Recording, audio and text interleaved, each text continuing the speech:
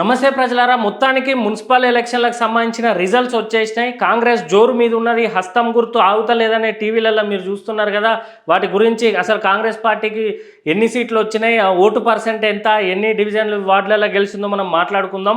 First అయితే మొత్తానికి 116 మున్సిపాలిటీలు 7 కార్పొరేషన్లకు సంబంధించిన ప్రచారం అయితే జోరు మీద సాగింది. ఎట్లా అంటే అబద్ధపు హామీలు, బూతు రాజకీయాలతోటి జరిగింది ప్రజలారా. ఇప్పటికైనా ఈ రోజుతోటైనా అవి పక్కన పెట్టి ఇప్పటి నుండి అభివృద్ధి మీద దృష్టి పెట్టాలని బీఆర్ఎస్ పార్టీకి, బీజేపీకి, కాంగ్రెస్కు డిమాండ్ చేస్తుంది మన విద్యార్థుల రాజకీయ పార్టీ.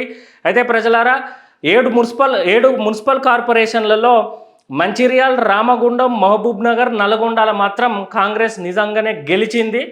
ఎందుకంటే అవి కాంగ్రెస్ పట్టున్న పార్టీలు. మహబూబ్ నగర్ అంటే రేవంత్ రెడ్డిదే, రామగుండం, మంచిర్యాల, నల్లగొండ అంటే ఎప్పటి నుండో కాంగ్రెస్కు కంచుకోట కాబట్టి వాళ్ళు గెలుచుకున్నారు. ఇక పోతే కరీంనగర్, నిజామాబాదు. కరీంనగర్లో ఆల్మోస్ట్ బీజేపీ కైవసం అయినట్టే. 60 డివిజన్లల్లో దాదాపు 30 దాకా వచ్చినాయి బీజేపీకి.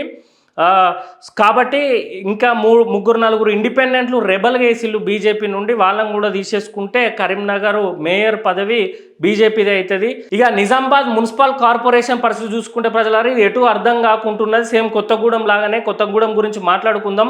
నిజామాబాద్లో బీజేపీకి ఎక్కువ సీట్లు వచ్చినాయి, కానీ వెంటనే కాంగ్రెస్కి, ఎంఐఎంకి కూడా ఈక్వల్గా వచ్చినాయి. నిజామాబాద్ పాలిటిక్స్ ఎట్లా అంటే పాత బస్తీ హైదరాబాద్ పాలిటిక్స్ లాగానే, హిందూ ముస్లిం లాగానే ఉన్నాయి. కాబట్టి ఆడ కాంగ్రెస్ ఉండి ఎంఐఎం కలిసిపోతే నిజామాబాద్ మేయరు మన కాంగ్రెస్ పార్టీకి సంబంధించిన వ్యక్తి అవుతాడు.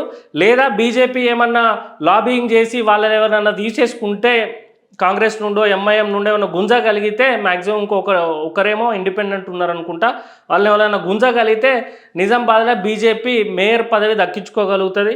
ఇకపోతే కొత్తగూడెం ప్రజలారా, టఫ్ అంటే ఎప్పుడైనా ఉమ్మడి ఖమ్మం జిల్లాకు సంబంధించి చాలా టఫ్ ఉంటాయి రాజకీయాలు. అందులో భాగంగా కొత్తగూడెంలో 22 కాంగ్రెస్కి వచ్చినాయి, 22 సిపిఐకి వచ్చినాయి. ఇది చూసిన కేటీఆర్ ఇక వీళ్ళు బీఆర్ఎస్ వాళ్ళది ఎట్లుంటాయి జిత్తులమార్ వేసాలు, మాకు తోడు ఉంటా అంటే బీఆర్ఎస్ మద్దతు మీకు తెలియజేస్తాం, మేయర్ మిమ్మల్నే కూర్చోబెడతాం సిపిఐ పార్టీ నుండి అని చెప్పి కేటీఆర్ వాళ్ళతో మాట్లాడినట్టు ఆల్రెడీ స్టార్ట్ అయింది ఈ లాబింగ్ అంతా. కాబట్టి మన ఎల్లుండి ప్రమాణ స్వీకారం రోజు కొత్తగూడెం సంబంధించి, నిజామాబాద్ సంబంధించి చాలా టఫ్ ఉంటుంది. కరీంనగర్ అయితే బీజేపీకి పోయింది ప్రజలారా మేయర్ పదవి. ఇక మున్సిపాలిటీలు చూసుకుంటే మనం నెక్స్ట్ పర్సంటేజ్ల గురించి మాట్లాడుకొని అసలు ఏ పార్టీకి ఎంత వచ్చినాయి, ప్రజల బలం ఎటున్నది నెక్స్ట్ జనరల్ ఎలక్షన్లకు కానీ, నెక్స్ట్ వరంగల్ ఖమ్మం జిహెచ్ఎంసీ కార్పొరేషన్లు ఉన్నాయి, వాటి మీద ఏ మేరకు ప్రభావం చూపెడుతుంది. అట్లా జెడ్పీటీసీ, ఎంపీటీసీ ఎలక్షన్లు ఉన్నాయి, వాటి మీద కూడా కాంగ్రెస్ పార్టీకి ఏ విధమైన ప్రభావం ఈ పార్టీలు చూపెడతాయో మనం మాట్లాడుకుందాం.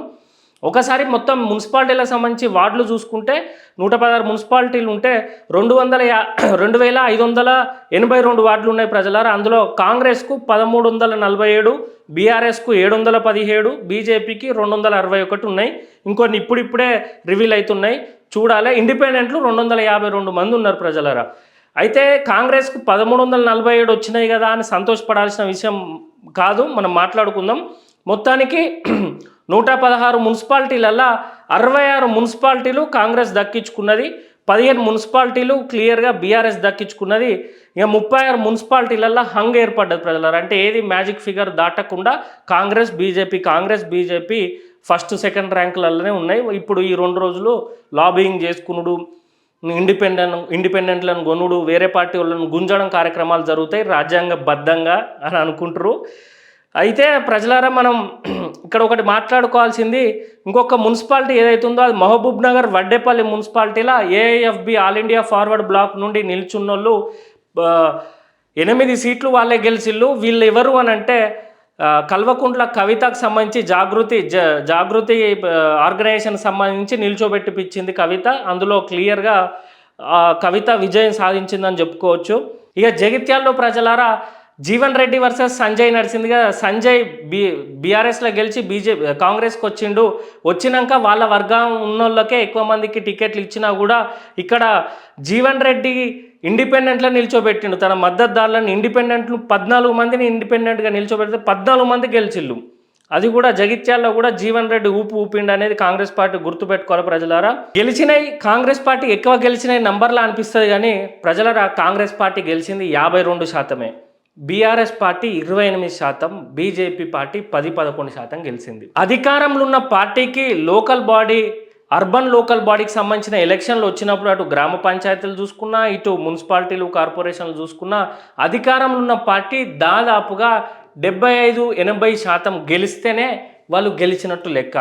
ఇప్పుడేదో కాంగ్రెస్ వాళ్ళు మొత్తం టీవీలలో మొత్తుకున్నట్టు, స్టేటస్లు పెట్టుకొని ర్యాలీలు తీసినట్టు కాదు ఇదంతా. కాంగ్రెస్ పార్టీ ఖచ్చితంగా డీలా పడ్డదనే చెప్పుకోవాలి. ఎందుకంటే ఎప్పుడు అధికారంలో ఉన్న పార్టీకి ఇంత తక్కువ ఓట్లు అయితే రాలే ప్రజలారా, ఇంత తక్కువ వార్డులు గెలవలే. వన్ సైడ్ ఉండాలి. అట్లా లేదు అని అంటే ఇక్కడ బీఆర్ఎస్ అయినా స్ట్రాంగ్ అయి ఉండాలి, లేదా కాంగ్రెస్ అయినా వీక్ అయి ఉండాలి. అది ప్రజలందరికీ తెలిసి ఏం జరిగిందో. కాంగ్రెస్ పార్టీకి సంబంధించిన అభ్యర్థులు మీరు హడావిడి చేసి ఏదో మొత్తం 119 నియోజకవర్గాలకు 119 గెలిచినట్టు కాదు. ఇది చాలా తగ్గినాయి. మీరు తప్పులు సరి చేసుకోవాలి. మీరు అబద్ధపు హామీలు ఇచ్చి 6 గ్యారెంటీలు అని చెప్పి ప్రజలను మోసం చేసిళ్ళు. మీరు మెయిన్గా ఏ కారణంతో ఓడిపోయాలో తెలుసా కాంగ్రెస్ శ్రేణులారా? మహిళలకు 2,500 రూపాయలు ఇస్తా అన్నారు కదా, ఆ ఒక్క రీజన్ తోటే అది బీఆర్ఎస్కు బీజేపీకి ఆయుధమై బాగా ప్రచారం చేసిళ్ళు. మహిళలందరూ ఏ మహిళలు అయితే మీకు 2023లో గెలిపించిల్లో అదే మహిళలు ఇప్పుడు మీకు బొందబెట్టే కార్యక్రమం జరుగుతుంది. ఇక నెక్స్ట్ రానున్న కార్పొరేషన్లు కానీ, జిహెచ్ఎంసీ కానీ 300 డివిజన్లు ఇక్కడ, ఆ తర్వాత వరంగల్, ఖమ్మం పెద్ద పెద్ద కార్పొరేషన్లు ఉన్నాయి. ఇంకా ఎట్లుంటుందో కాంగ్రెస్ పరిస్థితి మీరే అర్థం చేసుకోవాలి. ఆ తర్వాత జెడ్పీటీసీ, ఎంపీటీసీ ఎలక్షన్లు ఉన్నాయి. మళ్ళీ ఆయనతో ఇవన్నీ జరిగేలోపు మన జనరల్ ఎలక్షన్ల టైం దగ్గర పడుతూ ఉంటుంది. కాబట్టి ఇదే కొనసాగితే మాత్రం కాంగ్రెస్ పార్టీకి 2028లా గెలవలేరు. ఇదే వాస్తవం ప్రజలారా. ఇప్పటికైనా ఇంకా 2.5-3 సంవత్సరాల టైం ఉంది. కాబట్టి మీకు కాంగ్రెస్ పార్టీ ప్రజలలో తిరిగి ప్రజల కోసం, ప్రజల చేత ఎన్నుకోబడ్డారని మీరు అనుకుంటారు, ప్రజాపాలన చేస్తానని మీరు అనుకుంటారు. కానీ బీఆర్ఎస్, కేసీఆర్ మీద కోపంతో మీరు ఎన్నుకోబడ్డారు. అయినా అదృష్టవశాత్తు వచ్చిళ్ళు కాబట్టి ఇప్పటికైనా ఒళ్ళు దగ్గర పెట్టుకొని ప్రజలకు సంక్షేమ పథకాలు కరెక్ట్గా అందేటట్టు మీ కకృతి కమిషన్లు పక్కన పెట్టి ప్రజలకు సేవ చేసుకుంటే ఏమన్నా ఇప్పటి నుండి ఇంకా డౌన్ఫాల్ కాకుండా ఉంటారు. ఇప్పటికే పోయేది పోయిళ్ళు. మన విద్యార్థుల రాజకీయ పార్టీ ముచ్చట చెప్పాలంటే ప్రజలారా, మోత్కూరులో రామగుండంలో కాంగ్రెస్ కార్పొరేషన్ కొట్టినా కానీ, అదేవిధంగా అమంగల్లో మన విద్యార్థుల రాజకీయ పార్టీ కంటెస్టెంట్ క్యాండిడేట్స్ ఎవరైతే నిల్చున్నారో వాళ్ళందరికీ కంగ్రాట్స్ చెప్తున్నా. గెలిచినా గెలవకున్నా మన విద్యార్థుల రాజకీయ పార్టీ తరఫున వాళ్ళు పోరాటం చేసి చాలా తట్టుకొని, ఒడిదుడుకులకు చాలా తట్టుకొని ముందుకొచ్చి నిల్చొని చాలా ఓట్స్ మ్యాక్సిమం 3rd, 4th ప్లేసులనే ఉన్నారు ప్రజలారా. మన వాళ్ళు 1, 2, 3, 4th, 3rd, 4th ప్లేస్లలో విద్యార్థుల రాజకీయ పార్టీ వాళ్ళు ఉన్నారు. అది మన కార్యకర్తలకు కానీ, పార్టీకి కానీ కంటెస్ట్ చేసిన వాళ్ళందరికీ చాలా శుభసూచికం. ఇది ఇప్పుడే స్టార్ట్ అయింది మన ఉద్యమం. విద్యార్థుల రాజకీయ పార్టీ మెయిన్ ఎజెండా ఉచిత విద్య, వైద్యం కార్పొరేట్ స్థాయిలో ప్రజలందరికీ అందించాలనే వార్త రాష్ట్ర వ్యాప్తంగా పోయింది. అందరికీ నచ్చుతుంది. ఇప్పుడిప్పుడే పార్టీ ప్రజల్లోకి పోతుంది. కాబట్టి మనది ఇది విజయం అనుకోవాలి. అదే స్పిరిట్ తోటి విద్యార్థుల రాజకీయ పార్టీ రేపు రానున్న జిహెచ్ఎంసీలో 300 డివిజన్లల్లో కార్పొరేషన్, వరంగల్ కానీ ఖమ్మం కార్పొరేషన్లల్లో మనం కంటెస్ట్ చేసి గెలిచి చూపెడతామని మీ ప్రజలందరికీ తెలియజేస్తూ, ప్రజలారా ఒక కొత్త ప్రాంతీయ పార్టీ రావాలి. వాడు పోతే వీడు, వీడు పోతే వానమ్మమ్మ కూడా అన్నట్టు బీఆర్ఎస్ పోతే కాంగ్రెస్, కాంగ్రెస్ పోతే బీఆర్ఎస్ కాదు. మన విద్యార్థుల రాజకీయ పార్టీ ప్రజల పక్షాన ఉండే పార్టీ. మనం చేయబట్టి ఈరోజు హైడ్రా వచ్చింది. లుబ్నా సర్బత్ మేడం విద్యార్థుల రాజకీయ పార్టీ ఎంపీ కంటెస్టెంట్. ఆ ఐడియా ఇచ్చింది, రిపోర్ట్ మొత్తం ఇచ్చింది ఆమెనే రేవంత్ రెడ్డికి. అప్పుడు రేవంత్ రెడ్డి హైడ్రా పెట్టిండు. ఏది పేద ప్రజల ఇల్లు కూలగొట్టమని మనోళ్ళు చెప్పలే. చెరువులను కాపాడాలి, గవర్నమెంట్ భూములను కాపాడాలి, బీఆర్ఎస్ వాళ్ళు ఎక్కువ దౌర్జన్యం చేస్తుళ్ళని చెప్పి రిపోర్ట్ ఇస్తే హైడ్రా పెట్టిళ్ళు. అట్లా చాలా విధాలుగా మనం సంస్కరణలు చేసినాం. ఎలక్షన్ల ముందు మనం 2023 ఎలక్షన్లప్పుడు మనం మేనిఫెస్టో 2,60,000 ఉద్యోగాలు ఫ్రంట్ పేపర్లో కొట్టించినాం. ఎవరెవరికి ఎన్ని ఉద్యోగాలు, ఏ ఫీల్డ్లో ఎన్ని ఖాళీ ఉన్నాయో అంత అది డీటెయిల్గా నిరుద్యోగులు అందరు చూసిళ్ళు. కానీ నిరుద్యోగులు చెప్పుడు మాటలు విని బీఆర్ఎస్ నోడగొట్టాలనే కోపంతో కాంగ్రెస్ను గెలిపించి ఇప్పుడు ఇబ్బంది పడతారు. కాబట్టి నిరుద్యోగులైనా, మహిళలైనా, సామాన్యులైనా ఒక కొత్త ప్రాంతీయ పార్టీ రావాలి. వస్తేనే తెలంగాణను కాపాడుకోవచ్చు. కాబట్టి మన విద్యార్థుల రాజకీయ పార్టీని మీరు సపోర్ట్ చేయాలి. నాయకులు ఎవరైనా ఉంటే బయట ఏ పార్టీలకు పోకండి, మన విద్యార్థుల రాజకీయ పార్టీలకు రావాలి. మనం గొంతెత్తి ప్రశ్నించడం మొదలు పెడితే, ఎందుకంటే మనం ఇండిపెండెంట్ ఉంటాం, మనదంటూ విద్యార్థుల రాజకీయ పార్టీ బ్యాటు గుర్తుతోటి బాధుడే జరుగుతుంది. కాబట్టి మన పార్టీకి మీరు మద్దతు తెలపాలి, సపోర్ట్ చేయాలని తెలియజేస్తూ జై తెలంగాణ, జై వీఆర్పీ, బ్యాటు గుర్తుకే మనం ఓటు.